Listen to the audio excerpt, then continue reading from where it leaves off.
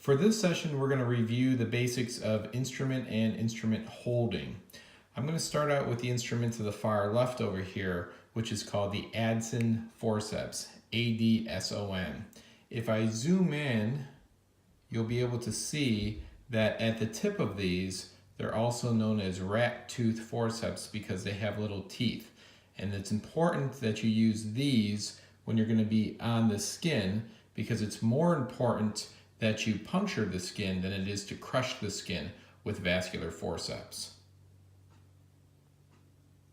When you hold your Adsons, you must hold them like this, like a pen. So that way you have good flexibility and you're almost always going to be keeping these in your hand unless you're going to be tying.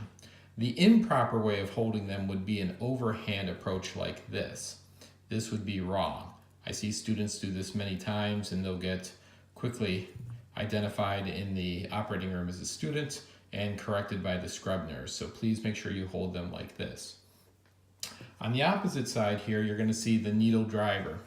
And the needle driver opens up, it has a hinge, opens and closes, and it can click.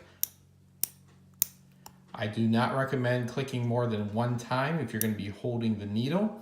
And how do you properly hold these? Well, you're going to be using your ring finger and your thumb in the two holes. And I recommend you do not go past the DIP. Use more of the pads of the fingers to open and close the instrument.